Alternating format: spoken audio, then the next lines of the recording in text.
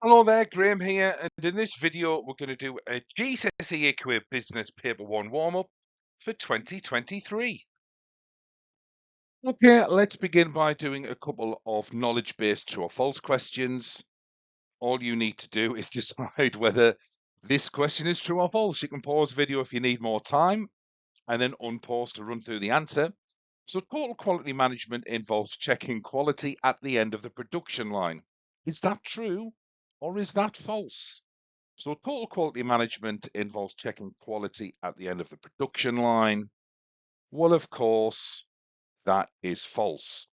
So total quality management really aims to develop a culture of quality throughout the entire business. So quality is built into every stage of the process as opposed to checking quality at the end of the process or the end of the production line. So that one is false. So the next one of these, true or false, centralization involves a small number of senior managers making key decisions. Is that true or false? So centralization involves a small number of senior managers making key decisions. Remember, you can always pause the video if you need more time. Well, the answer to that one is, of course, true. Remember, the opposite of centralization is decentralization. So centralization is where a small number of managers make all the key decisions. And that can benefit a business in a number of ways. For example, it can ensure greater consistency within the organization.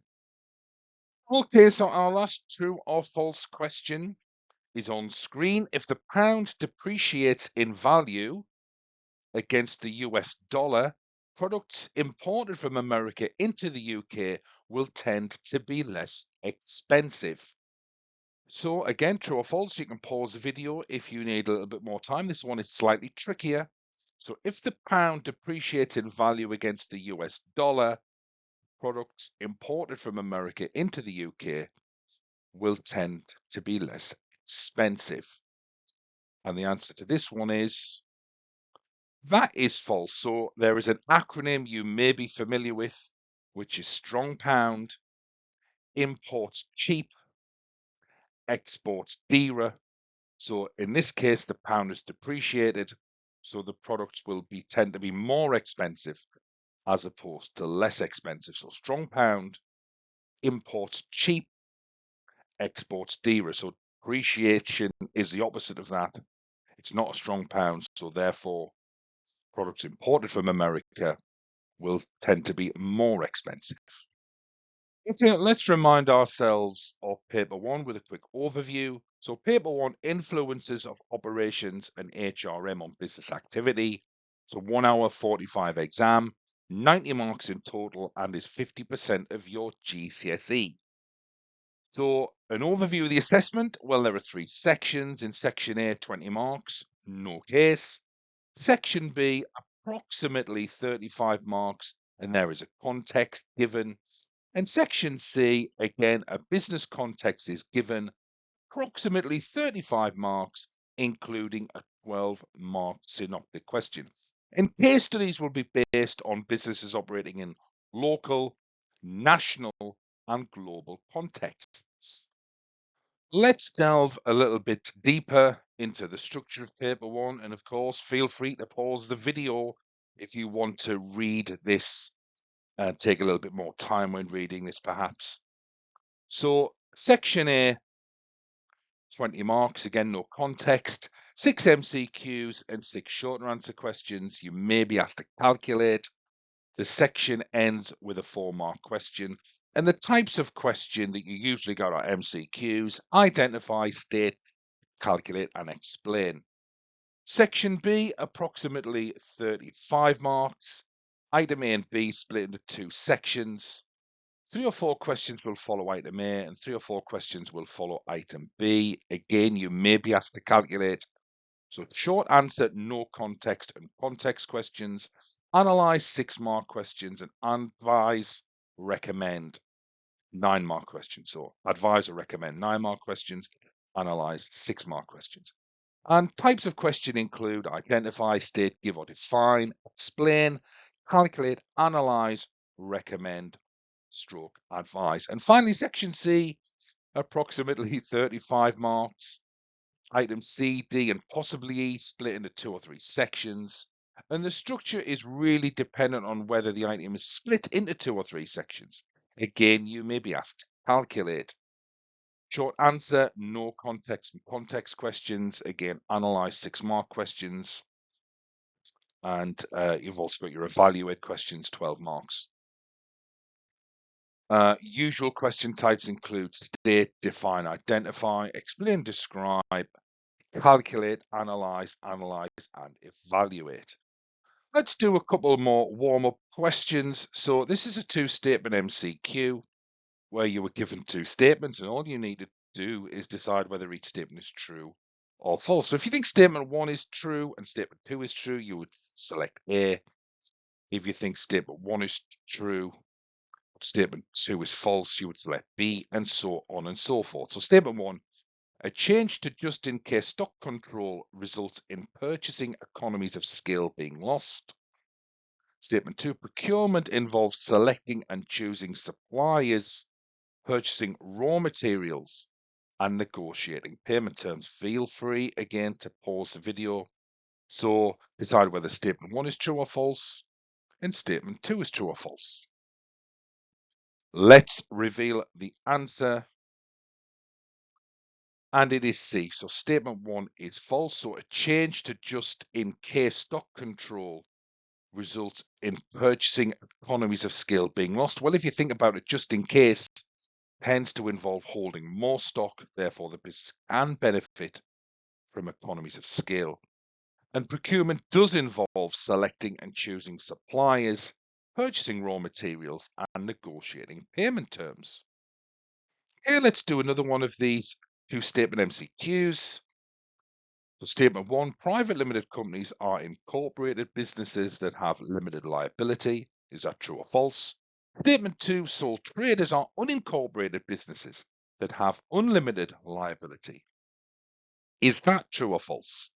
So again, the options remain the same. So A, statement 1 is true, statement 2 is true, B, statement 1 is true, statement 2 is false, and so on and so forth. Please feel free to pause the answer while you decide whether each of those statements is true or false. Let's reveal the answer, or answers even. Both of those are true. So private limited companies are incorporated businesses and benefit from limited liability, whereas sole traders have unlimited liability as they are unincorporated. So both of those statements were true. So let's do one more. This is our final 2-statement MCQ. So statement 1, an increase in interest rates will result in higher demand and sales for luxury goods. Is that true or false? Statement 2, a fall in interest rates will result in a decrease in disposable income. Is that true or false? So statement 1, true or false? Statement 2, true or false? Again, A, B, C, D, they're all the same as last time. Feel free to pause the video now if you need a little bit more time before we run through the answer. So let's reveal the answer to our final 2-statement MCQ. And of course, both of those are false. So an increase in interest rates, people with perhaps variable rate mortgages may find that their mortgage payments go up. That can result in a decrease in disposable income. That's why statement 2 was false. A decrease in disposable income may result in having less money to spend on luxury goods. So statement 1, a fall in interest rates may result in higher demand and sales for luxury goods. That's why statement 1 was false. And statement 2, an increase in interest rates may result in a decrease in disposable income. That's why statement 2 was false. Okay, let's do a little recap on multiple choice questions. So remember, the paper will start with 6 MCQs, and these questions only assess knowledge. Now, they can take a number of different forms, such as definition, benefit, drawback, key fact, or formula. Now, MCQs are always computer marked, so you need to fill in the circle alongside the appropriate answer. If you change your mind, put a cross through your original answer. Do not leave any of the MCQs blank. Always guess if you are unsure. If you guess, you may get the right answer and you may get the mark. So do not leave any MCQ blank. Okay, let's do a couple of more knowledge-based questions. So this is give me two. So you have the time it takes the music to stop, to think of two activities that businesses can undertake to minimize risk.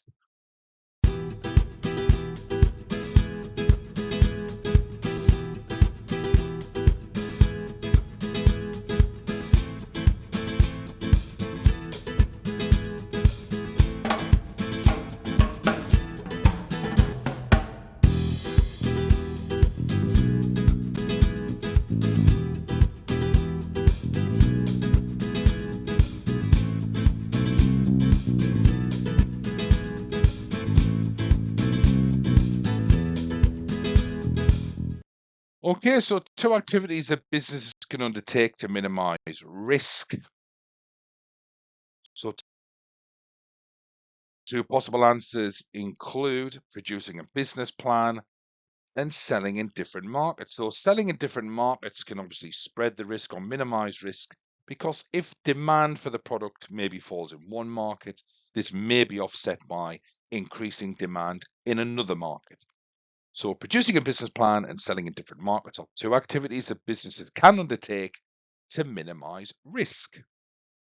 Okay, so one more of these. Give me two examples of economies of scale.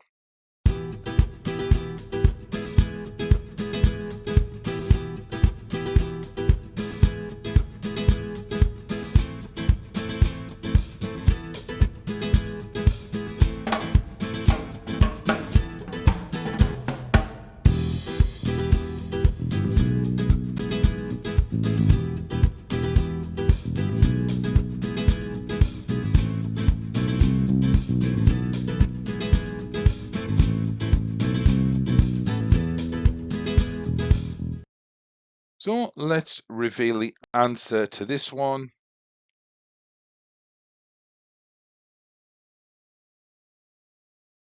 So it's include technical, so technical economies of scale, and purchasing economies of scale. Now, remember, you may be asked to identify two features, examples, benefits, drawbacks, etc. of a topic area. There is no need to write in full sentences. Remember, one word or a short phrase is usually enough to allow the examiner to award each mark. And it's really important that you are careful not to repeat yourself or include similar points in your responses. So no need to write in full sentences. One word or a short phrase is usually enough to allow the examiner to award each mark. Okay, let's look at another type of question. So here we've got explain the purpose of a person specification, and this is worth 2 marks. So explain the purpose of a person specification worth 2 marks. Please feel free to pause the video if you want to have a go at this yourself. So explain the purpose of a person specification. Let's see how we would achieve the 2 marks. So firstly, outlines the skills and qualities that the business is looking for in a new recruit. 1 mark. And our second mark, based on this information, potential employees can then decide whether it would be appropriate to apply for the job vacancy. So we can see clearly here 2 steps would achieve the 2 marks. Let's look at another explain question, but this time it's worth 4 marks because it's asking us to explain 2. So explain 2 benefits to a business of providing induction training. Well, new employees, so there's a recognition that induction training applies to new employees. So new employees will be productive quicker. So new employees will become productive quicker. There's our first mark. And our second mark, as they will learn how to use the systems in the business when they first start the new job. Now remember, that's only one benefit. It did ask for two. So the 4-mark question that will appear at the end of section A is answered in exactly the same way as a 2-mark section A explain question. You just need to repeat the process again. So in the case of this question, explain 2 benefits to a business of providing induction training. We can see on screen our first benefit. You would need to do another benefit in order to achieve the full marks. You need to ensure your points are distinct from each other. So in the above question, you could include another point linked to the new recruit. Maybe is less likely to leave as they will quickly feel part of the team. This is because they will meet their co-workers early on, for example. So that's how you would answer, could answer, and explain 2 benefits question worth 4 marks.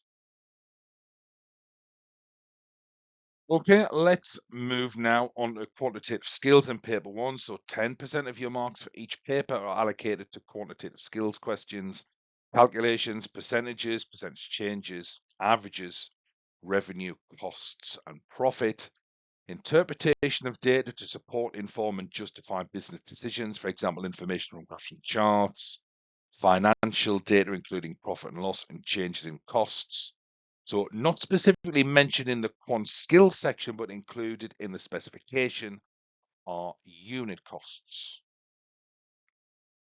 Okay, let's do a quick calculation question. 60-second challenge. You've got a graph on screen showing fixed costs and total variable costs over a certain period.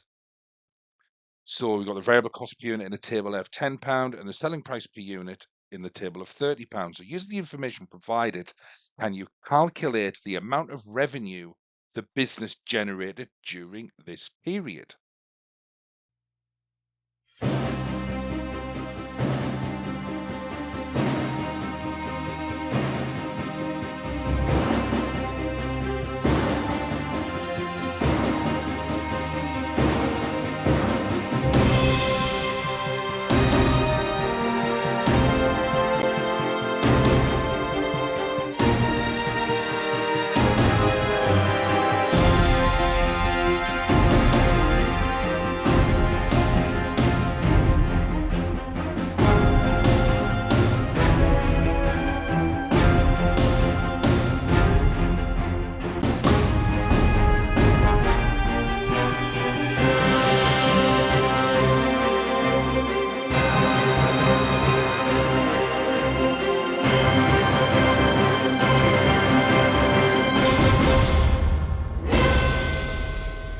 Okay, feel free to pause the video if you want more time to work out the answer. I'm going to reveal the answer now, and the answer is £180,000. So we need to work out the number of units that the business sold. So £60,000, which were the total variable cost, divided by the variable cost per unit of £10, gives it 6,000 units.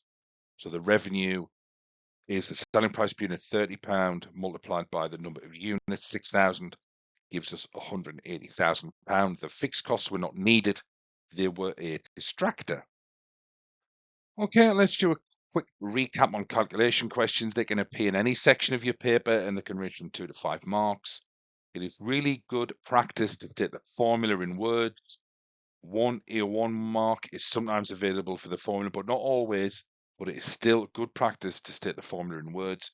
Make sure you read each question carefully. Check to see if 2 decimal places are required. Show and label your workings. Make sure you are working in the correct values and make it very clear what your final answer is. Let's now turn our attention to the section BC, context versus non-context 2-mark questions. So these questions, again, read the question carefully. If there is no mention of the business in the case study in the question, you do not need to link your answer to the context, despite its placement in section B and C of your paper. Make sure you answer the question you are asked. Do not shoehorn context into your answer or drift in your answer. Other command words can be used, such as identify, state, and do not over-answer. Look at the number of marks available. If the name of the business is mentioned in the question, you must remember to include a point that is relevant to the question set. You must develop your point with one connective that explains the point you have made, and you need context. This is not the name of the business. You must use good quality context. Okay, let's develop this a little bit further. Let's look at J&G Records. Not sure who this is named after, but for many years, Jim and Graham have run a successful music store selling vinyl records. Due to increasing demand, Jim and Graham are looking to expand their business and rent a second store. Mike, Jim and Graham's friend, is keen to become a partner in this record business. Mike has large amounts of capital that he could invest in the business and has a passion for music. So, explain one benefit to a business of operating as a partnership. So here, a new partner can bring in more capital to invest in the business. This will help prevent the business falling into debt. Now, we didn't need any context here because the name of the business is not in the stem of the question. Now, look at the difference with this question. Explain one benefit to Jim and Graham of Mike becoming partner in J&G Records. So here, Mike has large amounts of capital, so we've got context to invest in the business. This would help Jim and Graham cover the costs of the expenses into a new store. So we can see both get the 2 marks. So the first one there, explain one benefit to a business of operating as a partnership. We didn't need context there. But the second question, we did need context, and we've highlighted that in green. Okay, let's now look at 4-mark context explain questions. So as the name suggests, they are worth 4 marks and they assess EO1 and EO2. You need to make sure you include distinct knowledge of the topic area in the question to gain the EO1 marks. You need to link your understanding to the case study to gain the EO2 marks. There are no marks for analysis here, but as the command word is explain, ensure you explain the point sufficiently using connectives. So 6-mark analyze questions. So there will be 3 of these in the paper.